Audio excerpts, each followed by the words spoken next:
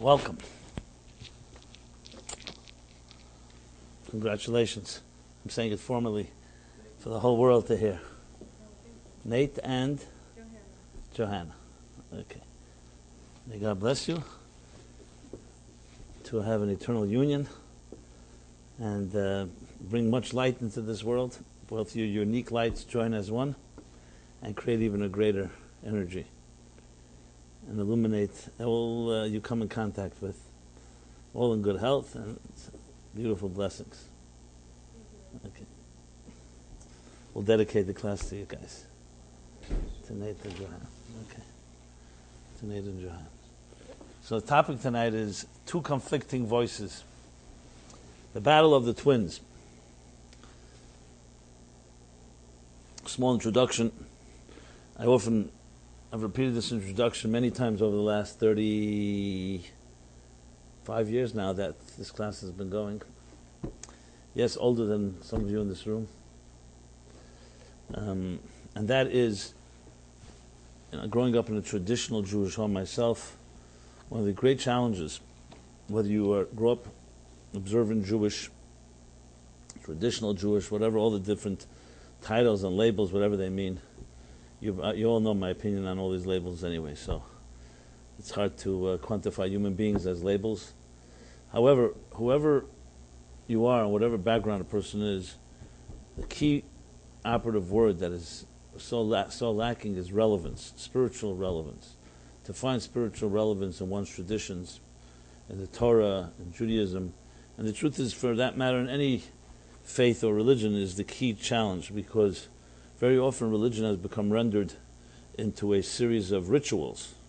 Ritual without the SBI before it, as in spiritual, it ends up being, can end up being robotic, mechanical, cultural, and all the other so-called non-stagnant elements in our lives. Because people do things because their parents did it, because the community does it, peer pressure, education, and so on.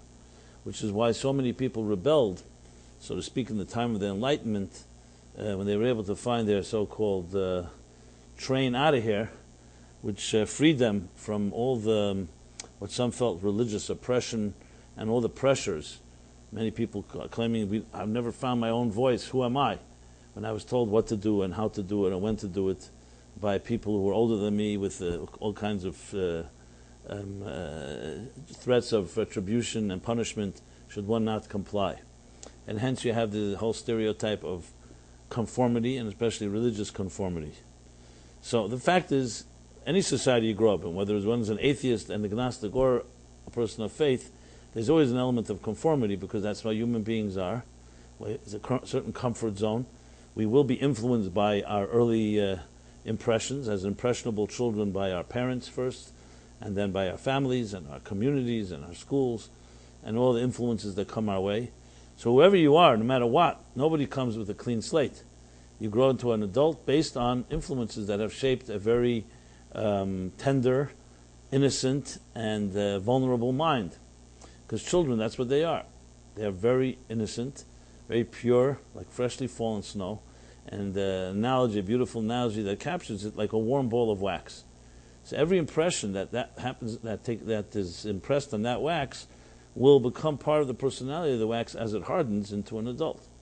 And then it's not that easy to just melt the wax and reprogram yourself. Why? Because if you melt the wax, you melt all of it. And that's not always so pleasant. So you have a situation where children are actually defenseless.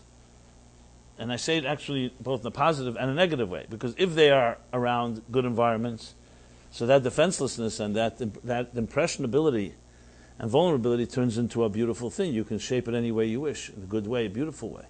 But unfortunately, if it's subject to forces that are hostile or oppressive or abusive or suppressive and repressive and all the oppressives, oppressive, repressive, suppressive. Okay, I think oppressive is the worst. The suppressive is a little less. And they're all no good. Let's put it this way: they all oppress you. No pun intended.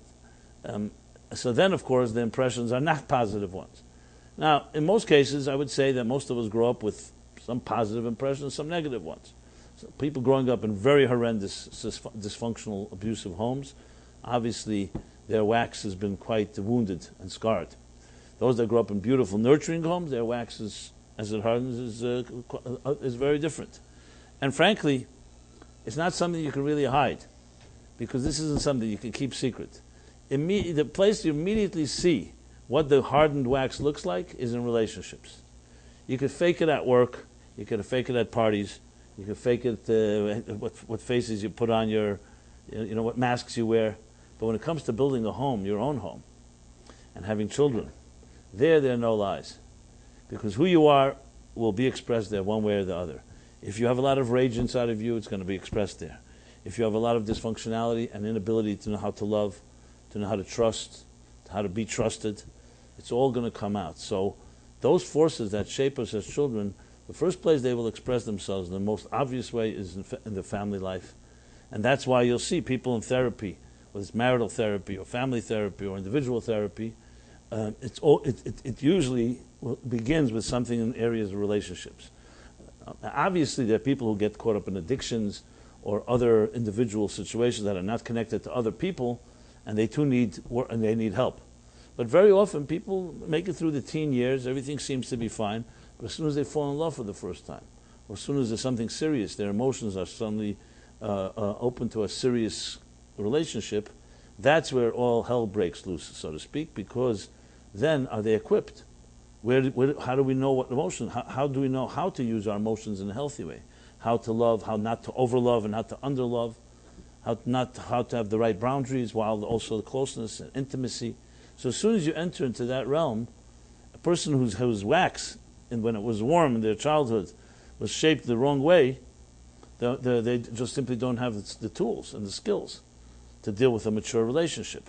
So people will do is they'll hide, denial, they'll fake it, they'll put on a show. But at some point there comes the day of reckoning, because every relationship has a point where are you committed or you're not committed. And I know people who go for years and non-committed. There's serial daters. There's serial murderers and there's serial daters. We know murder is worse, but serial daters for the psyche could also be pretty bad.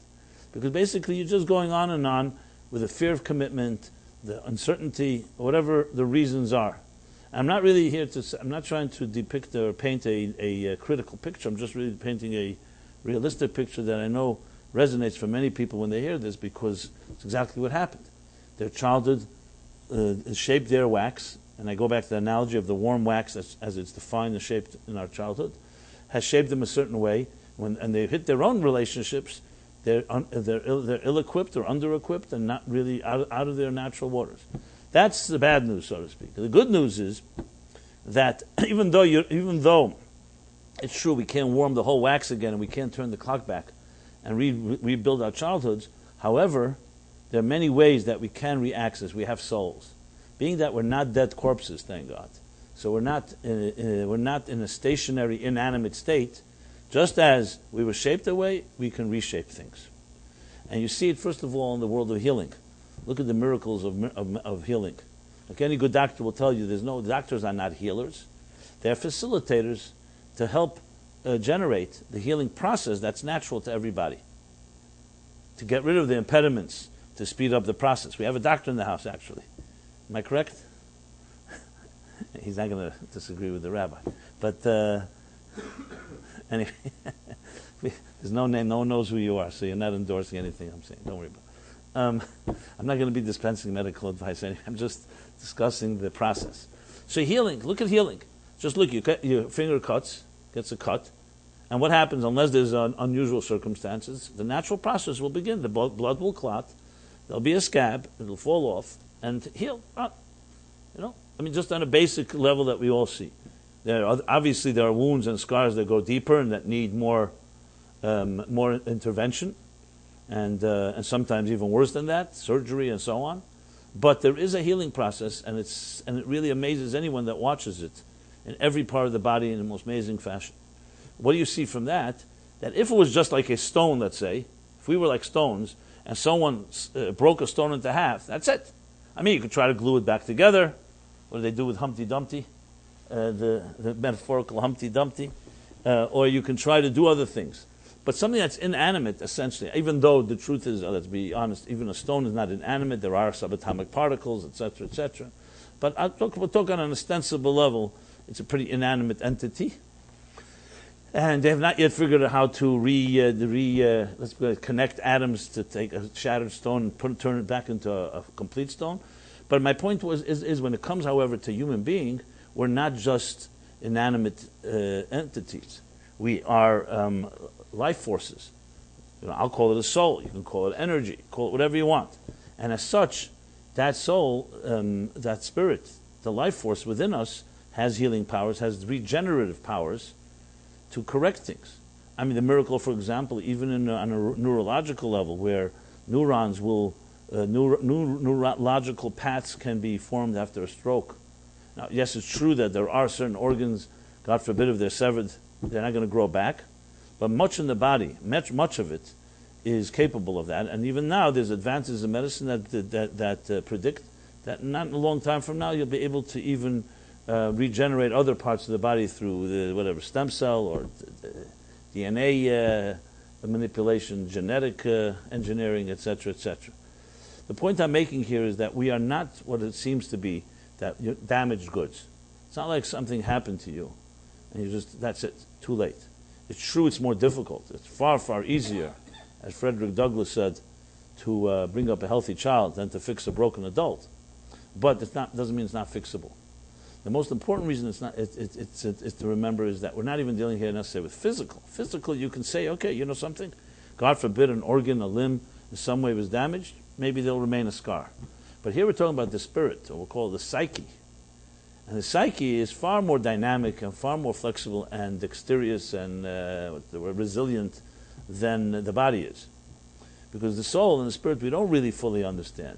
Was there really damage done to a child's soul, let's say, if it grew up in an abusive home? Or was the damage done, so to speak, to the arteries that connect that soul to our conscious selves?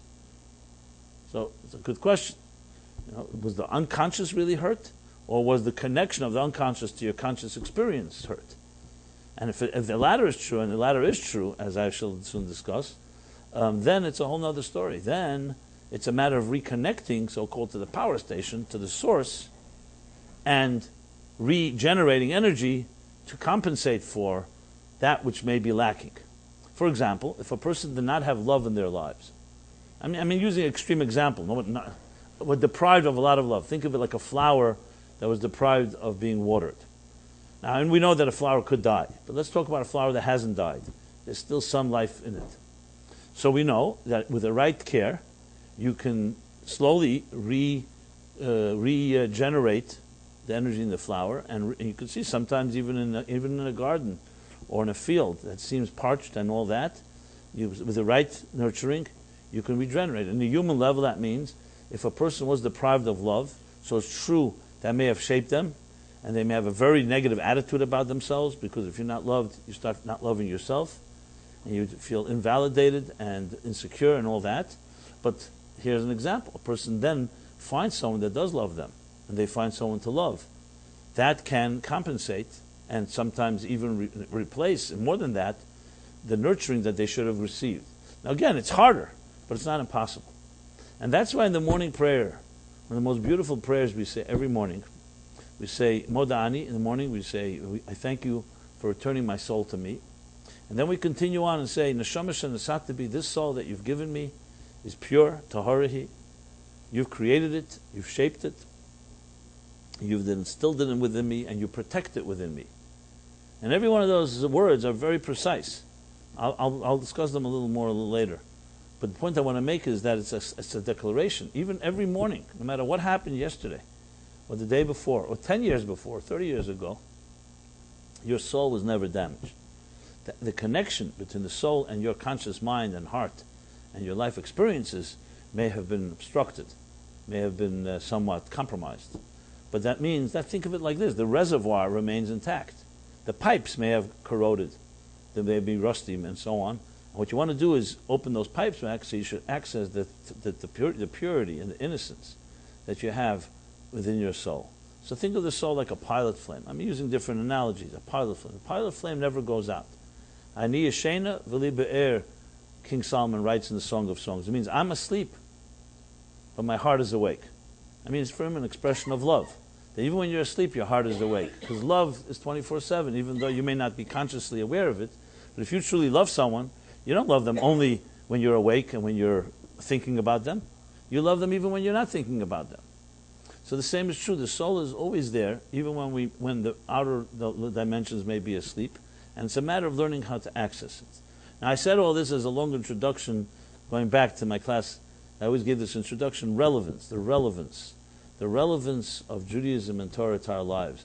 Not just mechanical, not just robotic, not just conformist, based on, as I said, our childhood experiences and parents, but to learn how to find relevance. And of course, I focus mostly on the Torah, the Jewish holidays, but always the universal dimension. Therefore, what I share here is for people of all backgrounds and all faiths and no faiths, or whatever it may be, because these ideas are universal in the human condition of our searching for a certain element of peace, of love, of truth, of soul, of transcendence in our lives. So though this was an introduction to the general class, it also happens to be an introduction that's very fitting to the topic. As I said, two conflicting voices, the battle of the twins. And this is referring to an episode in this week's chapter, one of the classic biblical stories. You know, there's the 5-6 biblical stories everybody knows. Garden of Eden, good and evil, the flood, Exodus from Egypt. I mean, most of them due to the popularity in cinema, modern cinema, was the Ten Commandments or the Prince of Egypt and so on. But then there's also the classic story with Jacob and Esau, the wrestling, the battling twins. And of course later the story with the Jacob wrestling with the angel. May not be as popular as some of the other stories, but it's still pretty well known. And though it happened thousands of years ago, yet in it lies tremendous lessons, psychological, profound psychological, emotional, and spiritual lessons for us today. And not forced. When you read it properly, and you hear the story in that context, not just as an episode that happened so long ago, it really comes alive, and you're like, it could be, I mean, I speak for myself.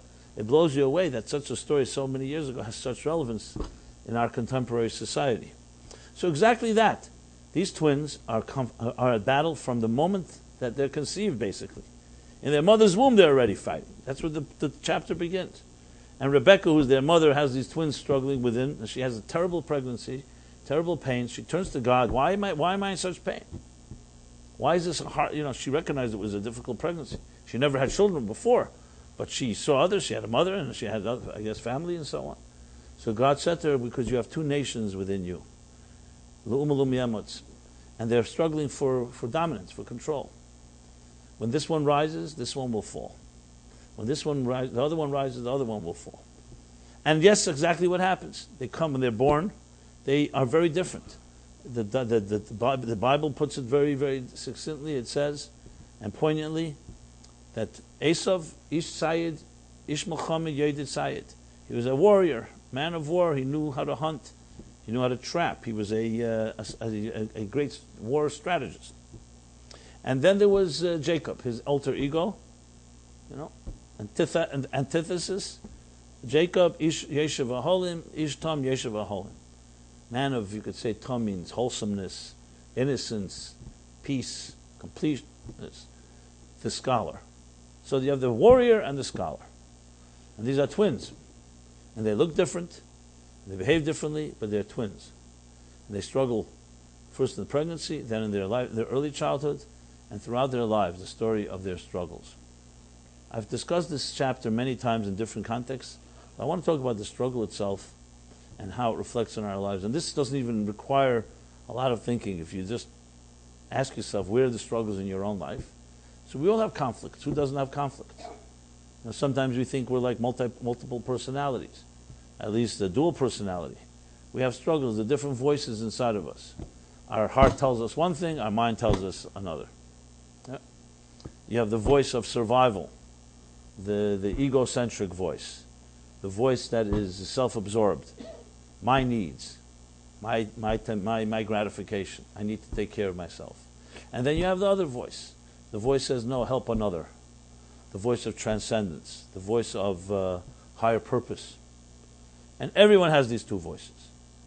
How much time each voice has in your in your life, only you know. Maybe it would be a good exercise. I know you need a little time and concentration to, like in a day, take like a type of survey. Maybe we should make an app like that. That's a good idea. Where when you have this voice speaking to you and this voice speaking to you, just to figure out like who's the louder voice and who dominates, and how do you act when the two voices conflict. Obviously, if we don't pay much attention, we all know where the default is going to go. The lower common denominator, the easier approach, which is always self. It's like gravity. You let something, you don't pay any effort, the inertia is just going to fall and just go downward. However, when you apply yourself and you think about it, you reflect, then usually the mind has more say than the heart. You don't reflect the heart, the impulsive heart is generally more powerful. Not because it's more powerful, because you're not allowing yourself to fight it or to resist it. But we all know intelligent people, when someone makes you an offer in business or in other ways, if you're intelligent, but you don't just buy into it because emotionally the person manipulated you or was able to make a good sale. Your mind, your reflective mind says, I have to think about it. And if you're trying to retain some objectivity, there's pros and there's cons, and you come back and say, you know what? It may seem appealing, it feels good and all that, but it's not for me. Unfortunately, most of us go the other way. That's why we make mistakes. How many times has someone, let's say, insulted you or said something to you that you took as a negative, you reacted immediately in a very angry way or a very retaliatory way. A day or two pass and you regret why you reacted that way, because then you actually find out that the person never meant it, and so on and so forth. There's a perfect example of an impulsive reaction. Had you reflected another day, you still could come back and say, hey, something, it's inappropriate what you did. But we don't think like that. The heart doesn't think, period. It reacts. It's an impulsive reaction, knee-jerk. The mind should be telling the heart, something? Let's put the brakes on, let's reflect, let's think it over, let's consult, and then we could always go back and determine, maybe we should respond, maybe best to overlook, maybe move on. What I'm saying here is daily little conflicts we have. Sometimes they have not much significance, they're just minor, trivial things, but sometimes they're very significant. They can be even matters of life and death and major decisions that we make. And now, of course, a lot of this is much more complicated, because it's not just, if you're able to just identify, here's your impulsive heart, here's your reflective mind, great. The problem is it gets so convoluted, your heart is convincing your mind that it's subjective. That's part of the problem. In Tanya, he has a brilliant chapter 9, where he describes this conflict, and he says, just like the blood of the heart rushes to the mind and brain, because the brain needs blood, so too the impulsive emotions of the heart rush to the mind and make the mind think to justify your subjective position. How often have we been guilty of that? Now, most people don't like to admit that, and they may not even know it. That bias and prejudices are affecting your mind, and you really change your arguments due to a subjective position. This is why we have honesty, integrity, recusing yourself in a position, let's say a judge or another person who's in the power of to make a decision. If you have an interest, you should recuse yourself, etc. Because the fact of the matter is, bias blinds us, and bias, prejudice blinds even the wise. That's how it is, and that's the nature of the beast. The only thing is, you're expected to acknowledge that, and then you can get some control over it. So it gets very mixed up, because many decisions in our life, we may think we made a rational, objective decision, when in fact it was based on an emotional impulse that dressed up and masqueraded like an intellectual argument. That's what we're very good at. Smart people are excellent at covering their tracks and finding ways to make sure everybody else is to blame, etc., etc. Like the guy that goes to the psychiatrist and convinces him that he's the one that's a madman and he should be locked up, and the patient should be the psychiatrist. There are smart people that can do that. I'm not saying they're always wrong. Many psychiatrists maybe need their own help. Some people who are in that field, that's why they entered that field.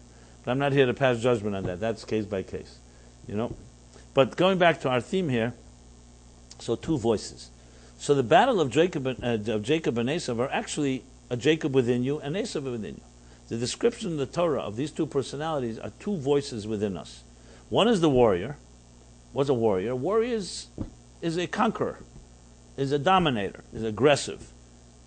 It's taking care of its own needs. It's a battler.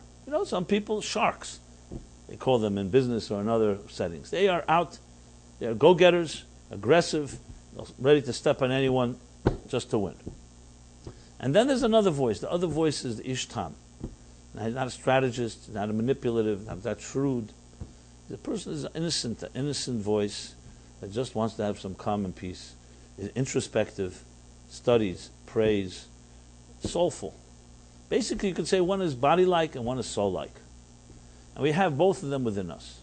And guaranteed, without question, each of you here, everyone listening to this, myself, we can identify things in our day or our lives that are body-like, which means more physical-oriented, basically is driven by our bodily and physical and material needs, say materialism, matter, and spirit. And then there are things that are more spiritually driven. When I say spiritual, I mean in a more broader sense. I don't mean necessarily religious, transcendent. You know, for example, when you're busy with your needs, which is to pay your bills, to take care of your health, or take care of your own eating, sleeping, and so on, then there's the other side of us, transcendent, where we want something beyond the daily quotidian, the daily grind and routine. And some of us express it through art, music, literature, travel, yes, religion, faith, love, romance. Now, of course, these are not mutually exclusive. There's an overlap. There are things that are transcendent that obviously are body and physical related. There are things that are physical that have some type of ethereal and ephemeral nature. But if you were to, generally speaking, there are two voices. And these two voices were put in us. Sometimes they're called the animal soul and the divine soul. Sometimes they're called the Yetzer Tov, the Yetzer Hara. The good inclination, the negative inclination. And essentially the distinction between what I said before, one's own needs and the other is the transcendent voice. Survival and transcendence, if you wish. Now, frankly, just left at that, without any excess, both are necessary. You need to have a warrior. Who's going to protect you in case there's danger? You do need to be able to hunt. And hunt, I mean this in the broader sense. I don't mean necessarily physically go out and hunt, but I mean to go out and get what you need to survive, to pay your bills, to eat, and so on. The problem becomes when one dominates over the other and one enslaves, actually, it takes hostage the other. In most cases, and this is an expression from Hasidic thought, the soul is imprisoned in the body. What that means is that the body's needs, instant gratification, our temptations, the forces that seduce us, our emotional impulses control the soul's behavior. Because the soul can't travel anywhere without the body. So if the material needs of a person become the dominant force, the soul becomes trapped. And that's called basically the golus, the displacement of the soul within the body. So how the mystics explain it is that Yeridus HaNeshama B'guf, which means the descent of the soul in the body upon conception. When we are born, well, I would say first conceived and then born, basically a spiritual divine soul, Jacob, is entering into a body-like environment, an Esav environment. So right from conception, right in pregnancy, right in the early stages, there's already a battle. You know, when you think of it, it is part of the mysteries of existence. But what some point happens is an egg is fertilized by the male seed, right? And it's one cell. At that point, it's barely visible. That cell will begin to multiply. The miracle of creation. Literally a miracle. And pop, here we are, sitting in the room with all our neurosis and all our stuff. You know? It all began with one little cell that you could never imagine would turn into this complex individual that each of us is. Right? Okay. So there's the physiological development, which I'm going to really address here. Well, the stages, the first semester, the first trimester, second, and so on. But there's also more than that going on. It's not just a body developing. We know there's a life taking place. Because at some point, there will be a heart that will beat, and a mind that will work, and at some point it will be us. It may be a newborn child, so it's a child that's still not fully actualized. But it all begins at the early stages. So there's actually discussions in the Talmud, when does the life begin? When can you call it a life? The truth is, it should be a life for a second, because if it's a life for a second, something made it grow from one cell to multiply into two cells, and to four, and so on and so forth. So it's really growing as a life force from the moment of conception. The question, however, is when we can call it a defined life force or the different stages. Again, this is not a place to go into. The Torah has fascinating stages of how it describes the development, not just the medical terms. But one thing is clear. Two forces are meeting each other. Because we're going to have at the end is going to have a body. I'm talking about the vessel, the container, which is our physical body. And I'm talking now everything from head to toe.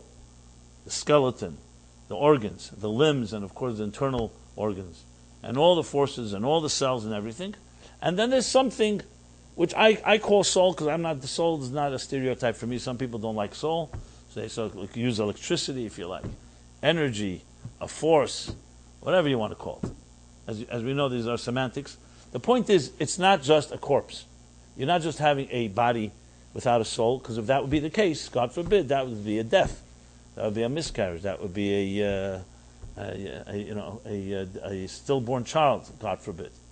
So you have two things working together. But medicine and biology and science can really mostly talk about, obviously, the body part. Because the body part is visible. You can observe it, you can examine, you can test, and you can study it. The soul part is a lot harder because there's no way, no one has ever seen a soul. How do you put it under a microscope? And yet there is definitely a developing life force. So we have a whole body of Torah, maybe I shouldn't call it body of Torah, call it the soul of Torah, that actually talks about the dynamics of the soul. So just like there's a physical DNA and genome, there's a spiritual DNA and genome. And there's spiritual cells, and there's spiritual components and organs and limbs and so on. They're not obviously physical nature, but there's the power of vision, just like there's an eye, there's the power to see.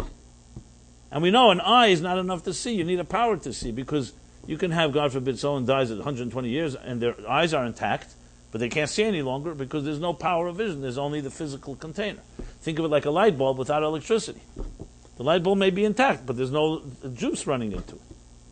So the discussions, especially in the mystical, the Kabbalistic, Kabbalah and Hasidus talk a lot about the dynamics of the soul, which is really the basis of a lot of what I speak about in these classes, most of my teachings, is understanding that, because by understanding, just like you can't heal a body without understanding it, you have to know what is it made of, what does it need, what is it deficient in, what vitamins, minerals, exercises it may need to stimulate and grow and expand, etc., or heal. Same thing with the soul and the psyche. If you don't understand its pieces, it's not just saying, oh, you know what, okay, here, take this pill and make you feel good. There's actually forces that are ticking inside of us that can be exercised, and as a result, heal from psychic and psychological and emotional challenges, as well as issues like depression or issues like anxiety. Now, I'm not rolling out to saying that sometimes you need a combination of both, medicine and that type of so-called spiritual therapy. But it's very clear that psyche-related things need understanding of the psyche. It's not going to help understand the anatomy of a leg to treat a human psyche in that sense. So the struggle between Esav and Jacob, which is really just names that personify two voices within us, is the struggle between the matter and spirit of our beings. And that struggle begins very early in our lives, as I said, even before we're conscious of it, as soon as body meets soul, as soon as the physical meets the spirit, the physical meets the spirit.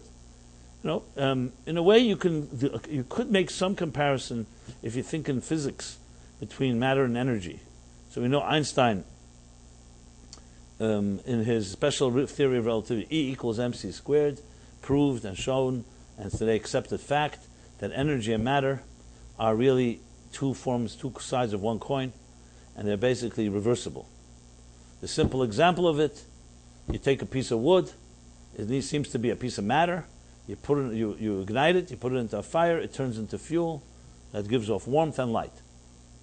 Another example, you have liquid water, H2O, you heat it, it becomes a gas, a vapor, you cool it, you freeze it, it becomes ice. So you have a solid piece of ice. If you're completely ignorant of what this ice is, you'd think that's all it is. Suddenly it melts, turns into liquid into gas. And this is a reversible again and again and again, which is actually the whole process of evaporation and rain, and the weather systems are all based on this cycle. My point that I'm saying is, I'm using simple examples. Obviously, Einstein proved it a lot deeper than that, because even on a very subatomic level and atomic level, matter and energy are reversible. And frankly, some physicists will actually say what you see when you look with your eyes and your five senses, your eyes, ears, taste, touch, and smell, you're not seeing reality. You're seeing the outer surface of a projection of subatomic particles interacting with each other. So, for example, let's take colors, for example. We all know today there's no such thing as an objective color, really. White is the natural color. But the prism, which means, for example, something is green, so it reflects in a way that affects the light wave, so you see that spectrum on the light wave, which is called green. So some people even argue that there's no such thing as really a green object. It's just a type of object that we call green because its particles, or let's put it, it's not the personality. Its makeup is that blocks certain light waves, and therefore it reflects as green. I don't want to go further into it. I'm just trying to point out is that what you see is not always what you get. You see something, you see the surface level, and therefore you can really argue that all of existence is really energy, just packaged in the package called matter. Which is, you could say that very well. If someone asked you about yourself, tell me, who are you? Are you some of your body parts? Or are you a personality? Are you a person with a mind and a heart that thinks a certain way and feels a certain way? We all know we'd rather see ourselves, and we do see ourselves as personalities rather than just a lump of clay made up of certain physical components with blue eyes, blonde hair, bald, not bald, whatever it may be that defines us. 5 feet, 6 feet. Those are measurements. Those are proportions of our container. But if someone to say, who are you? Who do I love? I don't love the container. I love what's inside the container. And I also love the container that it's inside of. So when you think of it that way, which is obviously we're not trained to think that way because we are linear thinking people. And we look at things on the surface. But when you give it a little thought, you realize, 1 second, the surface is exactly that. Someone were to ask you, what is the sea? The ocean. Let's say you have a child comes. First time you take the child to the ocean, you show them big ocean, Pacific Ocean, Atlantic Ocean, Mediterranean, whatever, and the child say, "What is this thing?" Okay, so the basic example would be the description. It's a body of water. It covers 2/3 of the earth, and is that it? Because that's all you see. Say no. There are fish inside, and there are other species. And not only that, there's more than that. Now, if we never went undersea, we never took cameras down there, and we never scuba dived, what would we know? You see a few fish jumping out once in a while. Then you see a fin here and there, so you realize they're sharks and they're whales. And maybe if you observe long enough, you'll come up, there's hundreds of species, fine. But no one would ever in their right mind ever predict that the world under the sea is more complicated than the world on land.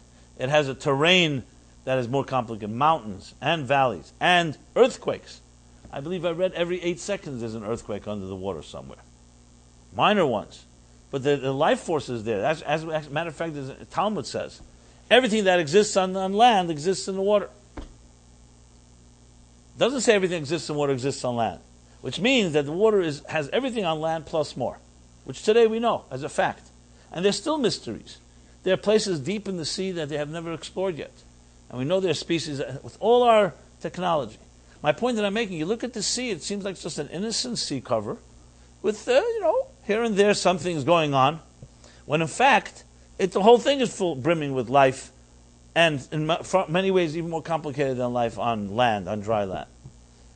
So when you look at things in a deeper context, you can see that there are two forces inside of us, and in a way they are two sides of one coin. Esau and Jacob are twins. They're not enemies, really. They're twins, both necessary. Should everything work well, the soul and the body would join, okay? And the soul would be the captain of the ship, and the body would take the orders and follow where the soul wants to go.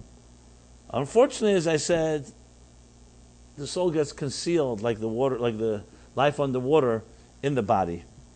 And it's usually the other way around. The body's telling the soul where to go, then the other way around. And ask yourself, who's in charge in your life? Think of a hammer and your hand. Your hand should be taking your hammer and knocking nails in where the hand tells the hammer what to do. What would it be like if the hammer starts telling the hand what to do? That wouldn't be very normal, would it? But that's exactly what happens. What drives most of our lives and decisions? Our needs.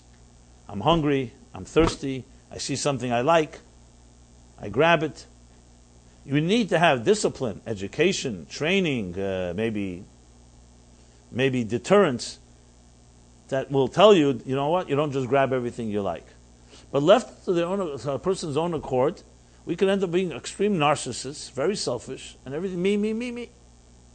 Me and nothing else. And there are actually people who argue that's really the human being.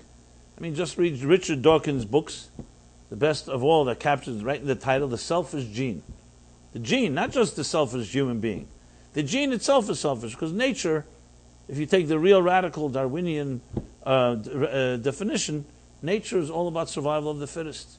You and I will fight to survive, and I will destroy you if I need to, and grab the resources, so you shouldn't get those resources. That's the cardinal rule. And you see human beings, unfortunately, very often support that simply by their behavior. The Torah comes and says, no, that's not true. That's unostensibly, that looks that way. And people left on their own without training, without education. But if you really want to know the truth is our souls are the real you, not the body. As I've often described with Freud, it's not the id that drives us, it's the yid that drives us. You know, the spark of the yid, the yud. So we have a force inside of us, yes, that may be narcissistic and very selfish, but there's even a deeper force called the soul. And that's the Jacob within us. And that is the noble side that does not see survival as the beginning and end of everything. Now, if these two work hand in hand, you have a good situation. The soul, like the mind, is the captain of the ship. It tells the body, here's what we need to do today. But that's not what happens. What happens is they get into a mortal combat, and they struggle, and they fight. And they do not see themselves as compatible. However, the fight is not completely equal for one reason. On one hand, the body is more powerful, as I just said, because it's easier. It's in control. It's much easier to live a materialistic life than to live a spiritual life. Let's be honest. It's much easier to live a selfish life than a giving life. You know, easier. I mean, simply in the less effort. You don't have to do anything. Just rely on your own. You know. However, what resonates more, if you start, when you push somebody, you start asking, tell me, what do you expect of yourself? What would you expect of your children? Most people would like to say, I may not live up to it, but my expectations, my idealism, is not the narcissistic life. Nobody actually says, I'm proud to be a narcissist. As a matter of fact, narcissists generally don't acknowledge they're narcissists, for many reasons. But because it's not something that someone says, I'm a greedy, selfish narcissist. You know? Now, there are some people in history who've been brutally honest, and they just said it the way it is. They said, I am that, and everyone else is that. I'm the only one that admits it. Fine. But most people don't see it as something that's a virtue to look up to. We may fall there. We may gravitate sometimes there, and we may be blinded, and there are times we may be at our worst. But, you know, there's an element of pride, human dignity, majesty. And at the end of the day, who do we cry for? And who do we cry for even for ourselves? When you see that person who's given something, a sacrifice to help another person, there's something about it that rings true. Why does it ring true if we're just selfish genes? Because our souls don't forget where they come from. They may be in prison, and they may be held hostage, and they may be blinded by the material world. But there's a part, like I said, a spark that always remains alive, the pilot flame. Sometimes you don't see it, but there's always entry there. There's no person beyond that hope. There are people who've lived lives very indulgent and get so involved in their habits, and they're so comfortable that you may be never able to reach them based on present circumstances. But everyone goes through ups and downs in life. People go through losses, God forbid, changes. Life is not static. And as a result, there's always an opening. I can't say I'm the most experienced person on earth, but I've been around, and I've seen it. Sometimes you see somebody, a friend or a close one, a relative, and you really feel that they're just beyond reach. You can't talk to them. They just have their way of thinking, whether it's destructive or not, and they're just never going to accept. You never think there'll be an opening. But there are openings. Because the soul always remains, as I said, I may be asleep, but my heart is awake. And people who are really soulful people know how to find the soul in others. Because it's a soul touches a soul, like a heart touches a heart. Obviously, one narcissist is not going to touch another narcissist. But hearts touch hearts and souls touch souls. So in effect, the story of Jacob and Esau is not just about the conflict. That's something you could all say, hey, you know what?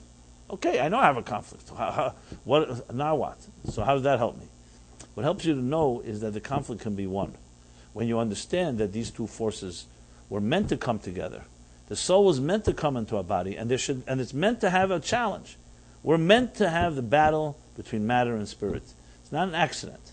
And it's not something that could have been avoided. That's how the world was created, matter and spirit.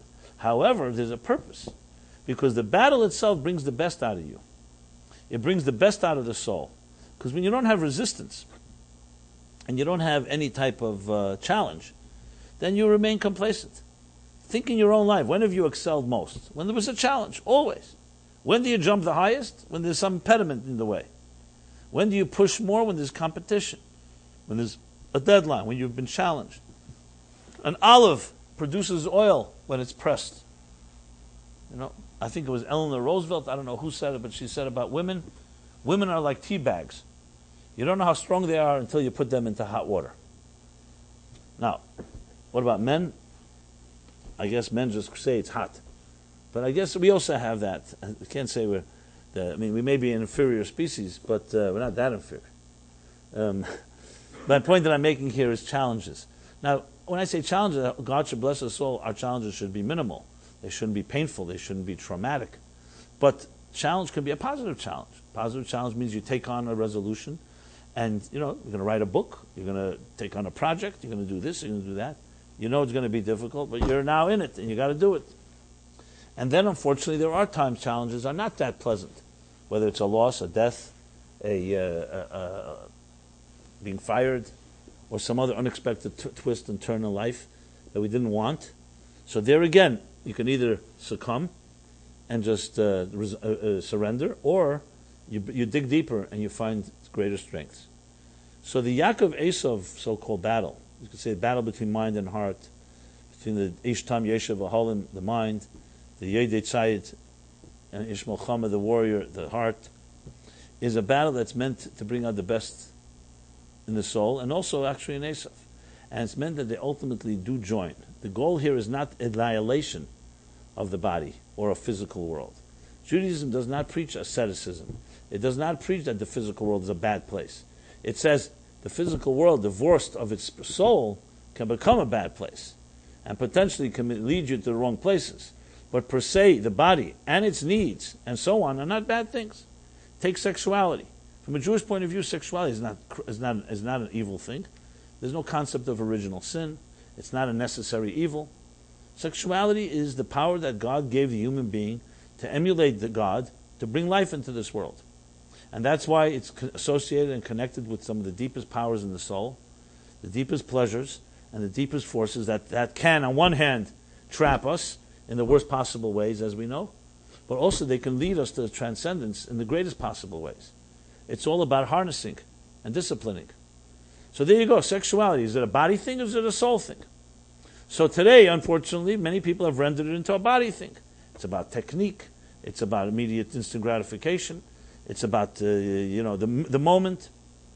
In truth, sexuality, we know what it's called in Torah. Torah calls sexuality das, knowledge, to know. Adam knew Eve means Adam was intimate with Eve. Interesting word for sex, for sexuality, knowledge. Because intimacy and sexuality are not the same thing. Sexuality can be a complete hedonistic and body type thing when it's completely focused on pleasure and immediate and instant gratification, or it can be turned into intimacy. Intimacy, knowledge, is a whole different thing. It's two human beings' souls connecting. The concept of the soulmate. So then it's a transcendent experience. But, like anything, there's the Esau side, there's the Jacob side. If we succumb to our lowest common denominator, It's about instant gratification. It's about what do I get right now, and that's that. And here too you could see a practical difference. Like I said earlier, just as you can see a dysfunctional, God forbid, child growing up in a dysfunctional home, it'll be immediately expressed in their relationships as adults, their love, their sexuality and intimacy and children and so on. The same thing is here. Healthy sexuality, which is not divorced of its soul, which is intimacy, you'll see, is not instant gratification. It may be very pleasurable, but it will spill over into your life. It's unifying. It will not create tension. On the contrary, it's not even that moment, because love is not just when you make love. Like they say, for women, love is a noun. For men, it's a verb.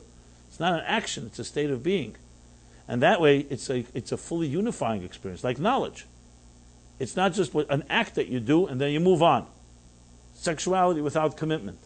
Intimacy is a whole life experience. You're an intimate human being with another human being, not just the moment that you are in the bedroom together, but your whole life is united for a higher cause and vision. And then the sexuality is lifted to a completely different dimension. I'm just using that as an example because it's a very practical one that everyone can relate to. Because right there, you can take sexuality and can go completely to the hedonistic and very animal side to it, or it can be something that's ethereal. And it's still bodies. We're not talking about spiritual. We're not talking about a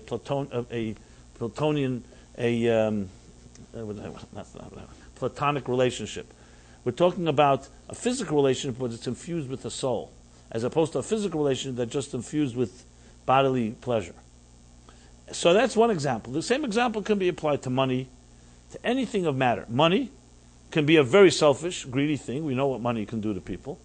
But money could also be, as the Talmud, the Rashi says, Matbei Shalesh.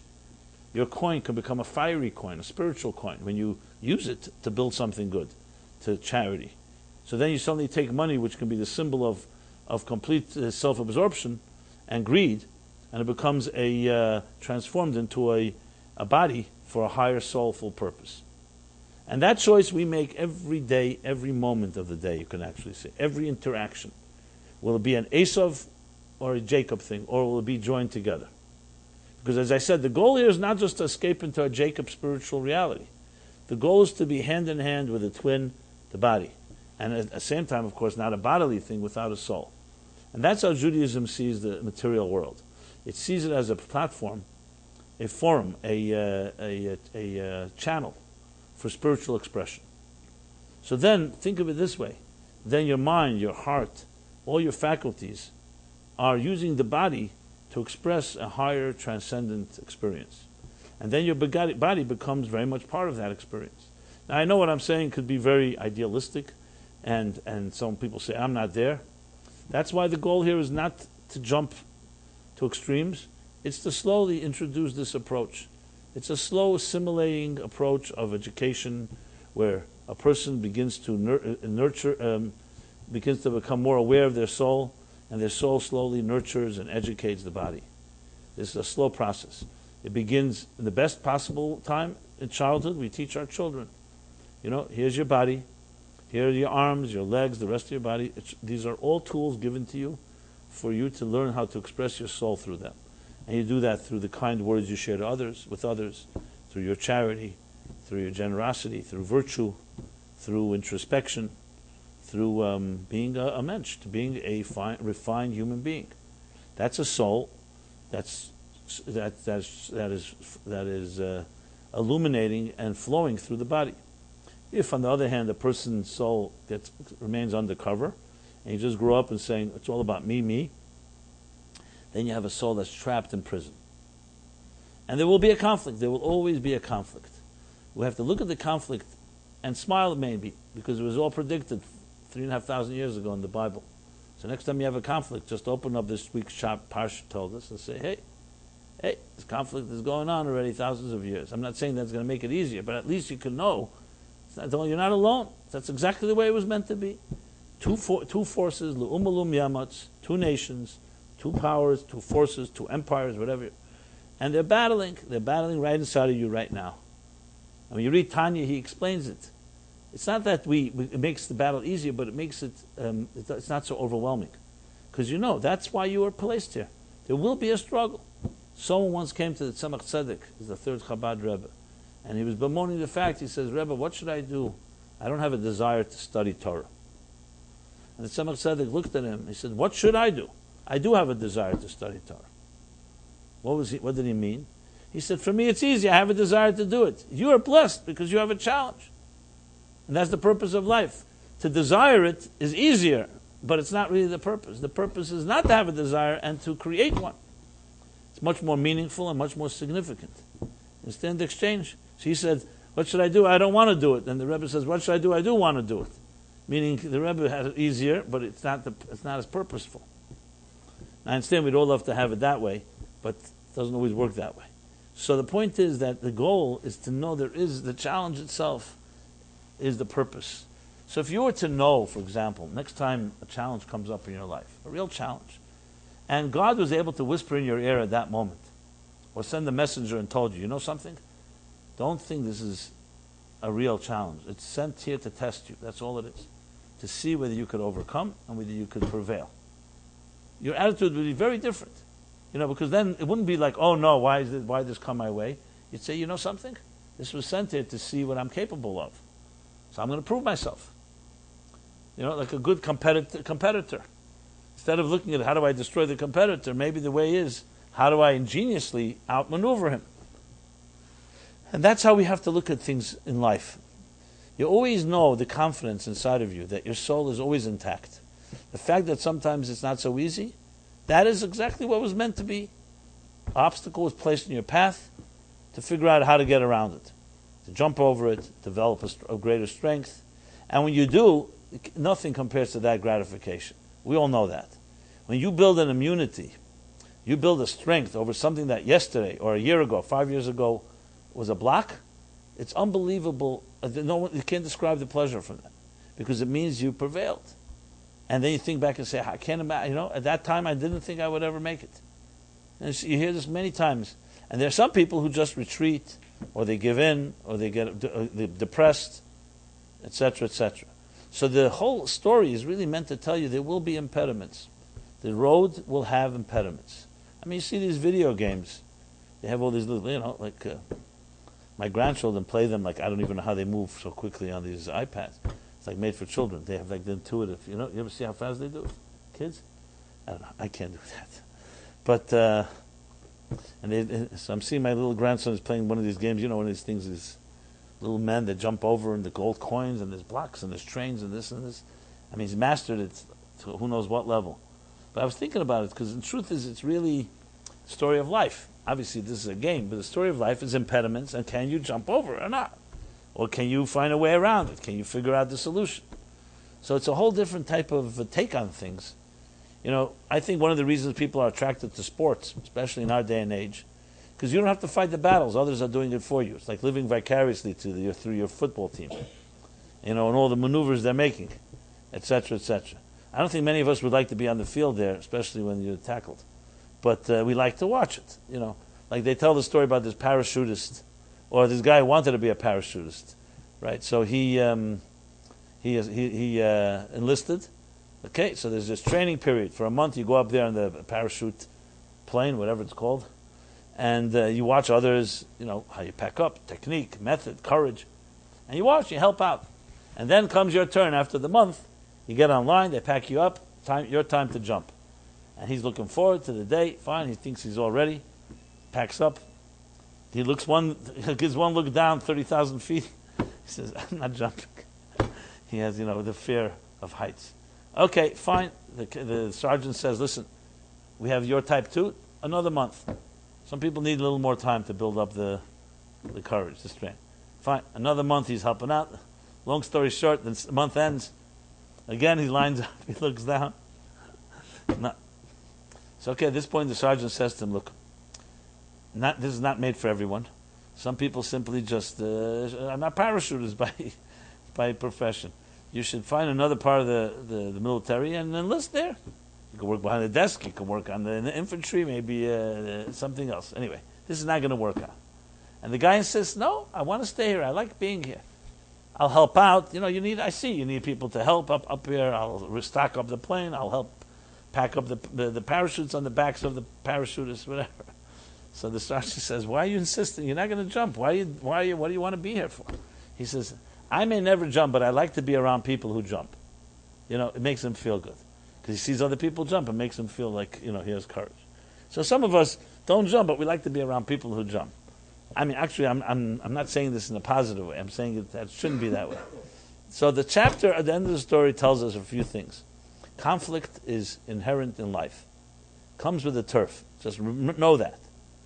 And the faster you embrace that, life, the simpler life becomes. Because first of all, you don't fight then every conflict. I'm not saying we have to get into conflict and we have to be confrontational. Obviously, you can avoid a situation by all means. But know that things will come your way that are going to be put in your place, in your path, that you will have three choices. You'll either freeze in your path and never move again. You'll either retreat and become resigned and depressed, or you'll find a way to get through it. There's a fourth option, that you can end up fighting all the time. That's not what I was suggesting. You find a way. You use your ingenuity. You're not lazy. You dig deeper and say, what do I do with this? And you maybe need advice. You may need friends, and so on. That's number one. Number two, to know that the soul is always intact. It doesn't matter what you think about yourself. Never forget that the pilot flame never goes out. The Jacob in you, neshama shenasatabi, taharahi, is pure.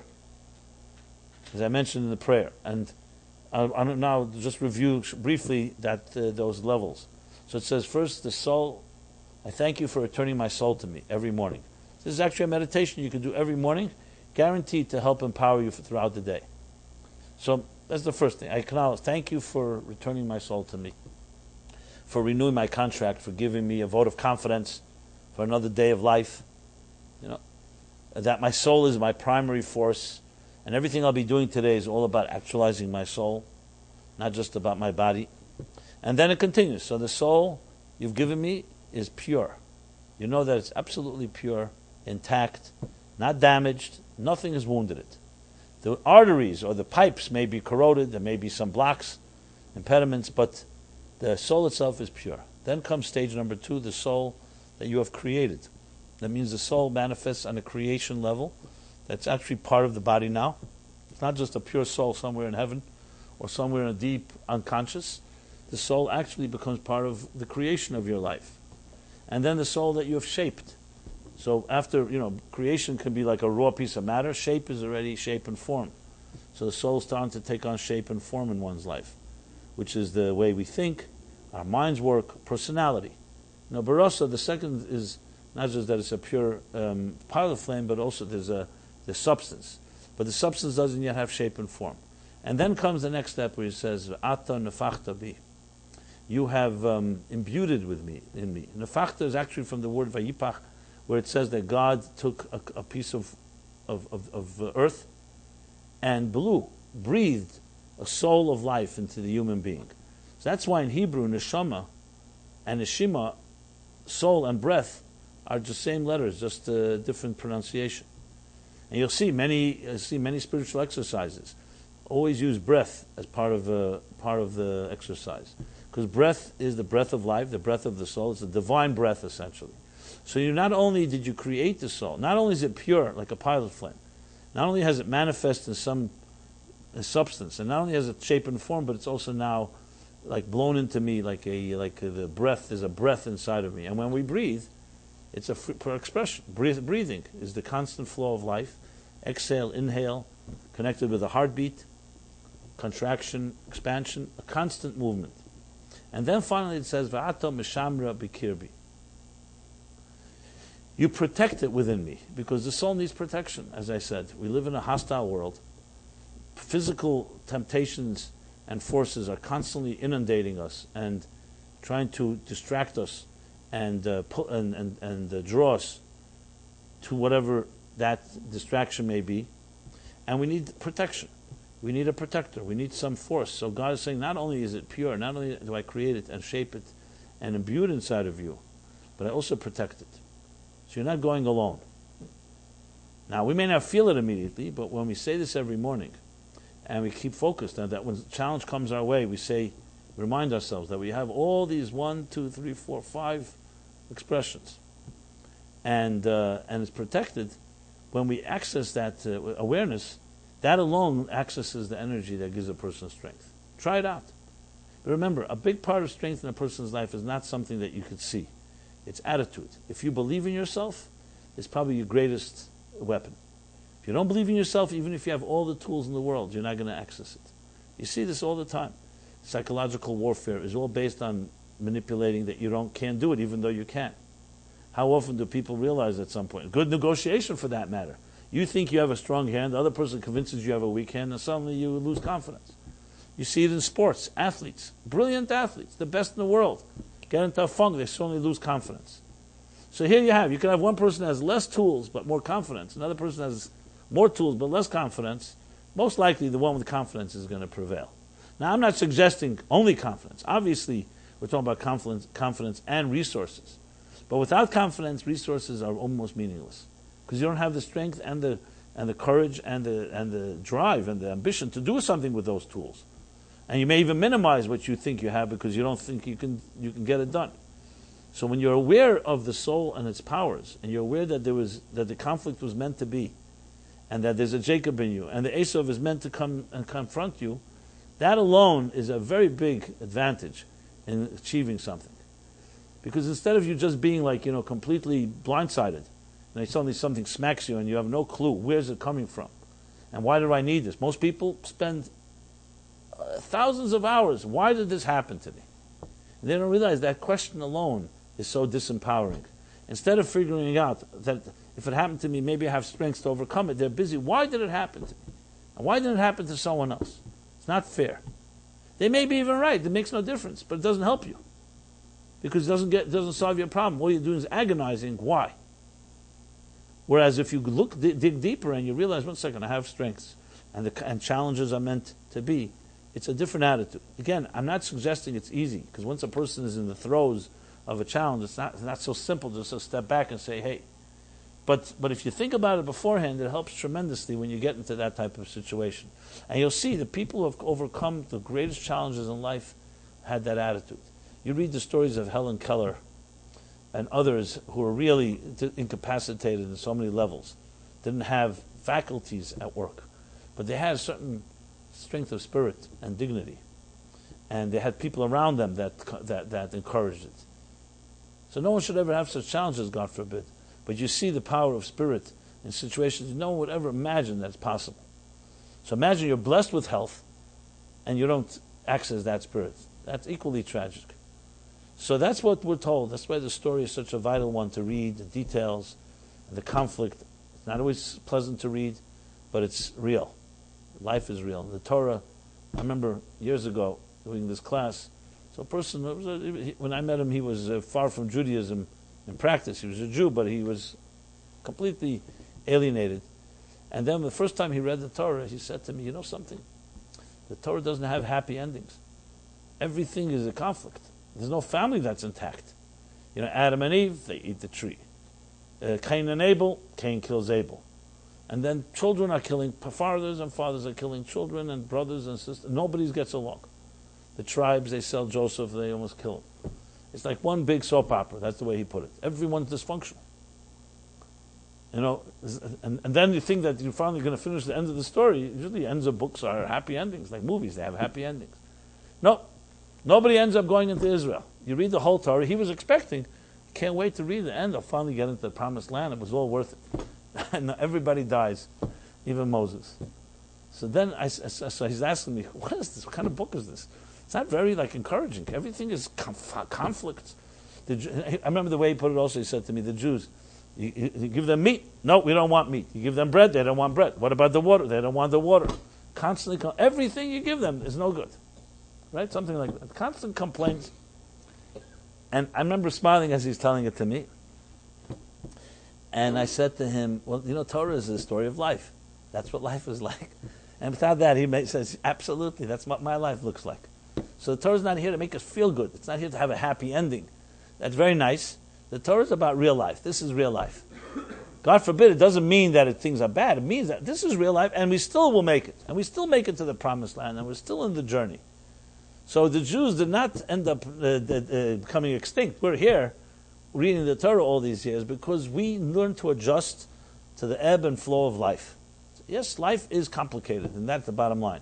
So you're either going to fight it, or you're going to ride the waves. And that's a very big difference. Good swimmers ride waves. They know how to navigate. When there's a challenge, you figure out what to do instead of resisting it or just fighting it, period. You figure out a way around, like a good swimmer. When a storm strikes, you think a good swimmer starts swimming? No. They relax then, gather your strength, let the waves carry you. And then when it's calm, that's when you go forward. You have to choose your battles. Anyway, much more to elaborate on all this. I think you read the chapter, apply it to your personal life.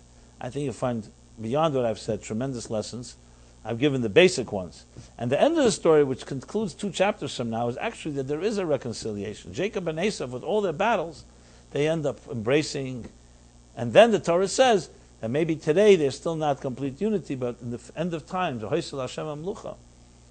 they will ultimately join together, full embrace, full fusion, complete fusion and full integration of body and soul, matter and spirit, where our bodies will actually be true seamless channels for the soul's expression in this world. And the physical world will be a true seamless vehicle for divine expression.